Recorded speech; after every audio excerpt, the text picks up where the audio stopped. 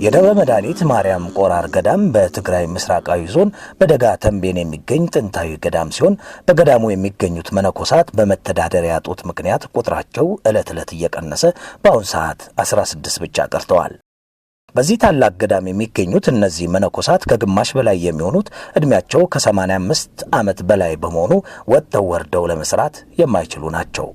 መነኮሳቱም ቋሚ መተዳደሪያ ስለሌላቸውና ኑሯቸውም በችግርና በእንግልት በመሆኑ ወጣት መነኮሳት ወደ ገዳሙ ሊገቡ አልቻሉም። አሁን ገዳማቱ በዛሬ ዘመን እያነሰ ምግብ ያጣ እንዲያያለ እየተጎሳቆለ ኖሮ ማለት ነው።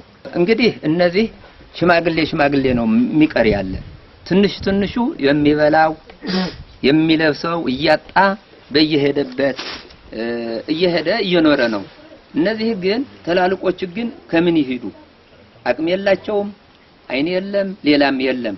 የአብነት ተማሪዎች በገዳሙ ቢኖሩም የቀለብ ችግር ስላለ ቦታውን እየተዉ ይሰደዳሉ። ገዳሙ ቀደም ሲል በርካታ መነኮሳት በአንድነት በማህበር ይኖሩበት እንደነበረ ዛሬም በገዳሙ የሚገኙት አሻራዎች ይናገራሉ። ምናየው ከእንጨት የተሰራ ነገር እንደገና ለገዳሙ መነኮሳት ሊጥ ሲቦካ የሚቦካበት ነው። በአንድነት ተዳደሩ ስለነበረ በአንደኛው ገጽ ሁለት ሰው በዚያኛው በኩልም ሁለት ሰው ሆኖ ሊጡ እየተቦካ ገዳሙ በአንድነት ያለ ሲጠቀሙበት የነበረ የማውኪያ እቃቸው ነው። ይሄ ለጊዜው እንደ ጥገና በቆርቆሮ የተሸፈነ እንደገና ከጀርባው እንደምናየው ይሄ እንደገና ንፍሮ ሲከፋፈሉበት የነበረ ነው። በዚህ መልኩ ገዳሙ በየጊዜው ከመመናን የሚደረግለት የቀለብ ድጋፍ ቋሚ ባለመሆኑ መነኮሳቱ አንድ ጊዜ ሲያገኙ አንድ ጊዜ ሲራቡ መሆኑን የተገነዘቡት የገዳሙ ደጋፊ እማሆይ ጸጋ ኪሮስ ዘላቂ መፍትሄ በመሻት ቀደም ሲል ለገዳሙ ከአንድ ባለ ተስፋ በመቀሌ ከተማ ተሰጥቶ የነበረው ይዞታ ለመንገድ ግንባታ በመዋሉ ከከተማው አስተዳደር በካሳ በተሰጠው ቦታና ገንዘብ የሚከራይ ባለ አንድ ፎቅ ህንጻ አጽበ ግንባታ እንዲሰራ ካደረጉ በኋላ በገንዘብ ማጣት ስራው ተቋርጧል። ህንጻው በከፊል እንዲጠናቀቅ መነኮሳቱ ማህበረ ቅዱሳንን በሚከተለው ሁኔታ አሳስበዋል። ግን ይሄ ገዳም ለወደፊቱ እንዳይዘጋ ትናንሽ መነኮሳትም እንዲመጡና ቤተክርስቲያኑ እንዲገለገል የኛ ትልቁ ሐሳባችን ለወደፊቱ ይሄ ገዳም ምንም ከሌለው ባዶ ሊቀር ነው ብለው ነው ጭንቀታችን እንጂ የኛ እድሜ ትንሽ ናት እና በዚህ ምክንያት ነው አደራችሁ ብሎ የሚያስተላልፉ ያለው። እዚህ በፊት ያው አንዳንድ በጎ አድራጊዎችም በድቄት እያመጡ እግዚአብሔር ይመስገን ትንሽ እየረዱን ነው። ግን ይሄ ዘላቂ ለራሳቸው ለዘላቂ ኑሮ ለመኖር ማለት ነው እስካላቸው እድሜ ድረስ ትንሽ እንኳን አንድ እንጀራ በቀን አግኝተው በልተው ለመቆየት በመቀሌ የነበረ ድሮ በኃይለ ሥላሴ ማረፊያ ተብሎ የተሰጣቸው ቦታ ነበር። ያ ቦታ ግን አጋጣሚ ምንም ገቢ አይጠቀምበት ነበር። በአመትም 200 ብር በወር 200 ብር አያገኙበትም። ይች አንድ ክፍል አጋጣሚ መሐንዲስ ሲመታው ግን 159311 ካሳ ሰጥተው 100 ካሬ ሜትርም በመቀሌ ከተማ በጥሩ ቦታ በቪዲዮ እንደምታዩት ማለት ነው በጥሩ ቦታ ተሰጥታቸው ይህንን በፎቅ እንዲሰሩ መንግስት ጠይቃቸዋል። ይሄ ግን እነዚህ አባቶች እንኳን ለዚህ ፎቅ ሊሰሩ ምንም ለምግብ የሚሆን አቅምም የላቸው።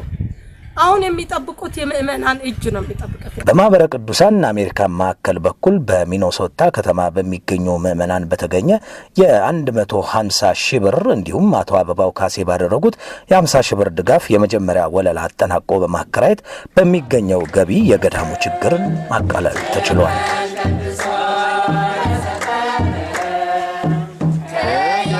የዕለት ዳቤ እንዲያገኙም ተመቻችቷል። ይህንን የመጀመሪያ ወለል አገልግሎት ላይ መዋልና ለቀሪው ስራ መጠናቀቂያ የገንዘብ ድጋፍ ለማግኘት በመቀሌ ከተማ መርሃ ግብር ተዘጋጅቷል። በዕለቱም በማህበረ ቅዱሳን የቅዱሳት መካናት ልማትና ማህበራዊ አገልግሎት ምክትል ቦርድ ሰብሳቢ ወይዘሮ ዓለም ፀሐይ መሰረት ድጋፍ ያደረጉ አካላትን አመስግነው ገዳማት ያለባቸውን ችግር በሰፊው ከገለጹ በኋላ የጉባኤው ተሳታፊዎች ለህንጻው መጨረሻ ድጋፍ እንዲያደርጉ ጥሪ አቅርበዋል። ብዙዎቻችሁ ከኔ ይልቅ እናንተ በዚሁ አካባቢ ስለምትኖሩ ብዙዎቹ ገዳማት አንድነታቸውን አጥተው ወደ ቁሪትነት ወደ ደብርም እየተቀየሩ እናገኛቸዋለን። ያሉት መነኮሳትም ደግሞ እንደዚሁ በእርጅና ምክንያት ዛሬ የእንዳ ማርያም ቆራር መነኮሳት ምስክር ናቸው። በእርጅና ምክንያት በረሃብ ምክንያት ገዳማቸውን እንደዚሁ እየለፉ ይጠብቃሉ። ግን የማይገታው ሞት ይመጣል። ሞት ሲመጣ ደግሞ መነኮሳቱ ተኪ ስለሌላቸው በዛው ገዳሙ አንድነቱን ያጣልና ገዳማት ግን ወደ አንድነት ከተቀየሩ አንድ ዳቤ የሚመገቡ ከሆነ አንድ ልብስ የሚለብሱ ከሆነ ወጣት መነኮሳት ወደ ገዳማት ይመጣሉ። ለምን? አንድነት አለ፣ አንድ ዳቤ አለ ማለት ነው። ስለዚህ ዛሬ በጣም እርግጠኛ ነኝ በገዳሙ የሚኖሩት መነኮሳት 15 16 ቢሆኑ ነው።